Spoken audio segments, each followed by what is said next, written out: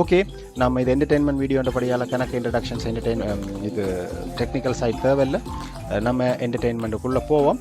வாங்க நம்ம தெஹியோல ஜூவுக்குள்ளே ட்ராவல் பண்ணி என்னென்ன விஷயங்கள் நாங்கள் என்ஜாய் பண்ணோம்னு பார்த்துட்டு நீங்களும் எங்களோட என்ஜாய் பண்ணுங்கள். See you and don't forget to subscribe guys.